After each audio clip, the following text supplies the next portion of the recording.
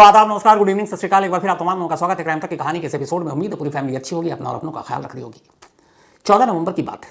गुजरात में सूरत के करीब एक डिस्ट्रिक्ट है वलसाड, और इसी वलसाड डिस्ट्रिक्ट के अंदर एक रेलवे स्टेशन है। इस रेलवे स्टेशन का नाम है उदवाड़ा। शाम का वक्त था, तारीख 14 नवंबर। एक सेकेंड ईयर की स्टूडेंट, 19 साल की एक लड़की, वो ट्यूशन खत्म करने के बाद अपने घर लौट रही थी।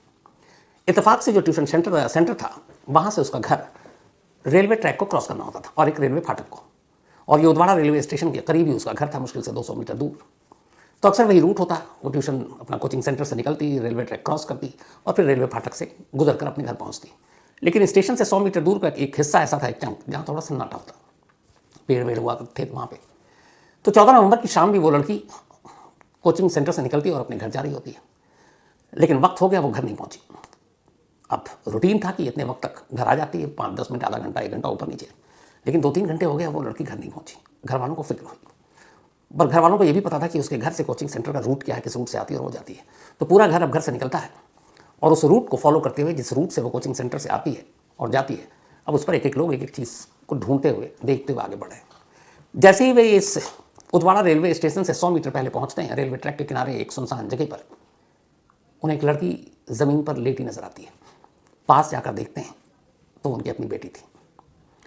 जिस तरीके से वो लाश, क्योंकि वो तब तक मर चुकी थी, ज़मीन पर थी, पहली नज़र में देखकर यह हो चुका था कि उसके साथ ज़बरदस्ती की गई है, क्योंकि कपड़े जिस्म पर नहीं थे और लड़की दम तोड़ चुकी थी।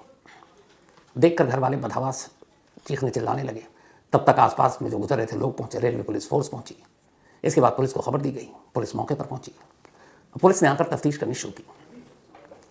लाश के पास से उस लड़की के बैग मिले जिसमें किताबें थी, और साथ में वहीं करीब 2 और चीज़ें मिली, एक वाइट स्वेट शर्ट और एक बैकपैक, तो पीठ पर बांधते हैं, पिट्ठू बैग भी जिसे कहते हैं। अब घर वालों ने बताया कि ना ये वाइट स्वेट शर्ट उस लड़की का है और ना ही ये बैग। अब पुलिस वालों ने उस बैग को खोलना शुरू किया। जब खोला तो उसके अंदर 3 जर्सी, 2 हाफ पैंट और एक मोबाइल का चार्जर मिला। इन कपड़ों को देखकर और इस बैग को देखकर यह अंदाज़ा लगाना बड़ा आसान हो गया कि जिसका भी बैग है या जो भी कातिल और रेपिस्ट है, वो इस शहर का नहीं है, कहीं बाहर का है, क्योंकि वो ट्रैवल कर रहा है और ट्रेन से आया है और ट्रेन से ही शायद निकला हो। अब इसी के फ़ौरन बाद पुलिस उसी उदवाड़ा पुलिस स्टेशन की तरफ एक टीम भगाती है कि वहाँ सीसीटीवी कैमरा देखो, वहाँ दिख जाएगा। लेकिन पहला धक्का तब लगता है जब पता चलता है कि उस उदवाड़ा रेलवे स्टेशन पर एक भी सीसीटीवी कैमरा लगा ही नहीं है। अब पुलिस को बड़ी मायूसी होती है, लेकिन उस बैग और कपड़ों को देखकर यह साफ लग रहा था कि वो एक मुसाफिर है जो सफ़र पर निकला है। अब सीसीटीवी कैमरा है नहीं, पुलिस क्या करे, इधर लाश को उठाकर पोस्टमार्टम के लिए भेज दिया जाता है सूरत के डिस्ट्रिक्ट अस्पताल में। वहाँ से रिपोर्ट आती है, पता चलता है कि मौत से पहले या कत्ल से पहले उसके साथ ज़बरदस्ती की गई थी। अब पुलिस इधर कातिल की तलाश में, सीसीटीवी कैमरा है नहीं, एक बैकपैक और एक स्वेट शर्ट, उसके जरिए अब कातिल तक पहुंचना है, काम इतना आसान नहीं। तभी पुलिस ने तय किया कि चलो इस स्टेशन पर सीसीटीवी कैमरा नहीं है, इसके आगे पीछे के स्टेशन को खंगालते हैं। आनंद फानंद में कई पुलिस की टीम लगाई गई। ये हुआ कि उस उदवाड़ा पुलिस जो रेलवे स्टेशन है, इससे पहले का स्टेशन, इसके आगे के स्टेशन पर जाओ, कहीं तो सीसीटीवी कैमरा दिखेगा। कोशिश रंग लाई। उदवाड़ा रेलवे स्टेशन से एक स्टेशन पहले उस स्टेशन पर सीसीटीवी कैमरा लगा हुआ था। जब उस कैमरे को चेक किया गया और टाइमिंग देखी गई तो एक शख्स कैमरे में नजर आया। अब वो शख्स, उसका चेहरा तो पुलिस को मालूम नहीं, लेकिन उस तस्वीर को देखकर पुलिस इसलिए चौंकी कि उसने सेम वही वाइट स्वेट शर्ट पहन रखी थी और उसके पीठ पर वही बैकपैक था, ब्लैक रंग का, काले रंग का। अब स्टेशन की दूरी एक स्टेशन पहले और एक स्टेशन बाद, और वो उसने वही शर्ट पहन रखी है, वही बैग उसके कंधे पर है। तो बड़ा आसान हो गया ये पता करना कि यही वो शख्स है, क्योंकि वही चीज़ पहने हुआ है जो बरामद हुई, जो मौके से मिली। अब पुलिस सीसीटीवी जो कैमरा है, वो कैमरा भी मैं आपको दिखाऊंगा, जो आप देखेंगे उसमें वो थोड़ा सा लंगड़ा कर चल रहा है, उसका शायद बायां पैर ठीक नहीं है। अब ये तस्वीर आई, पुलिस की जान में जान आई। पुलिस ने कहा कि अब इसको ढूंढते हैं। अब ढूंढना शुरू किया गया। बाकी स्टेशन को, रेलवे पुलिस को खबर दी गई है। गुजरात पुलिस ने जो है 10 टीमें बनाई और उसने कहा कि यहाँ से लेकर हर रूट पे स्टेशन जितने पड़ते हैं जाओ, ताकि पता चले कहाँ उतरा, कहाँ चढ़ा। इधर गुजरात पुलिस ने अब दूसरी कोशिश की कि किसी और तरीके से उसके बारे में और जानकारी जुटाएं। सबसे पहले गुजरात की जितनी भी अलग अलग जेलें हैं, उन सारे जेलों में इस सीसीटीवी कैमरे का जो ग्रैब उसका चेहरा था, उसको तस्वीर, उसकी प्रिंट आउट निकाली और गुजरात के हर जेल के डेटाबेस से ये पता किया कि क्या इस शक्ल का कोई कैदी हाल में जेल में था, जेल से रिहा हुआ, कोई रिकॉर्ड। लेकिन अफसोस के पूरे गुजरात की जेल से उसकी तस्वीर मैच नहीं हुई। अब यहाँ भी नाकामी हाथ खाली दिन बीत रहे हैं। तब पुलिस ने फिर नेशनल डेटाबेस, देश भर की अलग अलग स्टेट्स की जेलों के निकालने का फैसला किया। अब उसने हर एक स्टेट को भेजी ये तस्वीर कि भाई देख कर बताएं आपके किसी जेल में कभी कोई ऐसा कैदी रहा। अलग अलग स्टेट होते होते और तरफ से नाकामी मिल रही, लेकिन तभी एक कामयाबी मिली। राजस्थान की जोधपुर जेल में एक कैदी का चेहरा उस चेहरे से बिल्कुल मैच कर गया। पता चला कि इसी साल मई में वो वहाँ से बेल आउट हुआ है और उसके ऊपर मामला था ट्रक चोरी का। अब जब मैच किया तो फिर जेल से रिकॉर्ड मिले उसके कि भाई क्या है, तब पता चला कि उसका नाम राहुल जट है और ये हरियाणा के रोहतक का रहने वाला है। अब पुलिस रोहतक पहुंची इस उम्मीद पे कि वहाँ वो मिलेगा, लेकिन वहाँ फिर नाउम्मीदी हाथ लगी। मालूम हुआ कि राहुल को उसके माँ और भाई ने बहुत पहले घर से निकाल दिया, क्योंकि वो एक बैड कैरेक्टर था, गुंडागर्दी करता था, चोरी के इल्ज़ाम थे, कई बार जेल गया, तो पड़ोसी ताना मारते थे। तो उन्होंने अपने उस बेटे को एक तरह से तिलांजलि दे दी और उसे बेदखल कर दिया, और उसके बाद से वो कभी परख कर आया नहीं, तो घर वालों को उसका पता नहीं। अब नाम तो मिल गया लेकिन पता नहीं मिल रहा है। फिर भी पुलिस की कोशिश जारी, तमाम तरीके से उसका पता लगाने की कोशिश की जा रही है, तमाम मुखबिरों का जाल फैला दिया गया है। और उधर मुंबई के उस बांद्रा पर भी नजर है जहां आखिरी बार वो कैमरे में कैद हुआ था। वक्त बीतता जा रहा है, 10 दिन बीत गए।